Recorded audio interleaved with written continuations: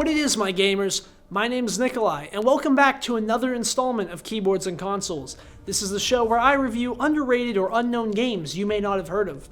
Today, we'll be taking a trip to an underground nuclear paradise. The game today is the first of the series I thoroughly enjoyed. The game is none other than Metro 2033, developed by 4A Games and initially released in 2010 with a remastered version in 2014. The game is loosely based off the book of the same name and takes place in Moscow, Russia in the year 2033. The game, and subsequently the book, is set 20 years after a nuclear war wiped out civilization, forcing the citizens of Moscow to retreat to the underground metro lines for safety. After 20 years, the citizens of what once was Moscow have developed their own cultures and traditions at each station in the metro. As you play the game, you get to see firsthand what life is like in the metro. A bit of a spoiler here, it isn't anything good.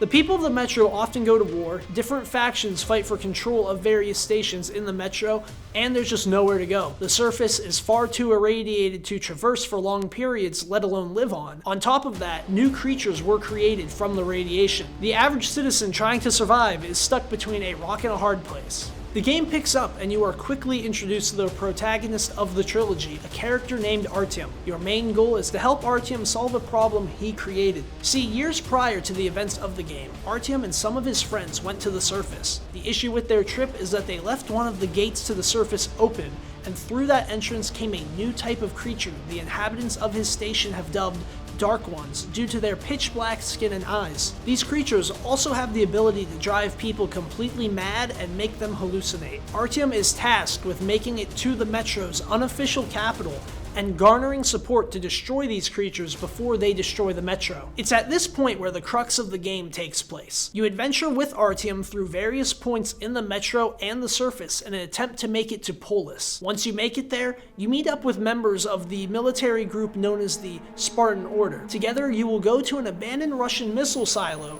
take control of it, and use the missiles to destroy the Dark Ones and become savior of the Metro. So with the basics of the story behind us and not spoiling too much, I can finally tell you what makes this game amazing. Firstly and mainly, it's the atmosphere. It's excellent. It's desolate, lonely, quiet, eerie, and just scary in some sections. The survival horror elements set this game apart from any in the post-apocalyptic genre. The story is also incredibly engaging. The only issue here is that the game prioritizes the narrative over the gameplay. The gameplay can often be frustrating, especially during stealth sections. The movement can also be a bit screwy at times, where sprinting sometimes feel like you're sliding on ice. The gunplay isn't bad, but at the same time, it could really use some polish. I feel the next two games help clean up the rough edges and the flaws in this game. You encounter several characters as you go around trying to save the day. A handful of these characters come back later or even show up in the next two games. These characters you come across also help show the player the overall state of the Metro. Whether they tell you of their hardships, the paranormal aspects of the tunnels, or the politics behind each faction, by the time you get about halfway through the game, you begin to understand how miserable the Metro is for most of its inhabitants. They must deal with poverty, famine, disease, differing political ideologies, and even mutated beasts. My favorite aspect of this game is the setting, the atmosphere, and the overall world building surrounding the games and books. I love the post-apocalyptic setting,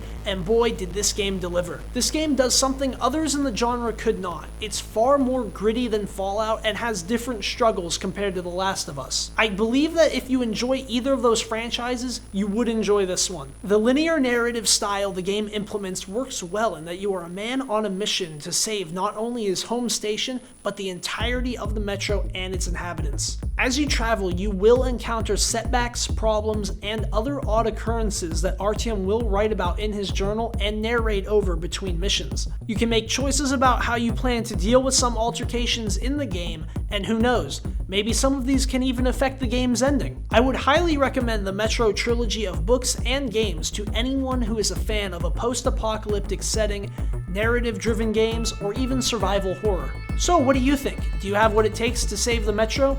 Will you pick up the game? If you already have it, do you enjoy it? Either way, let me know by tweeting me at ZTVGoofingOff using the hashtag KeyboardsAndConsoles. As always, my name's Nikolai, and thanks for watching.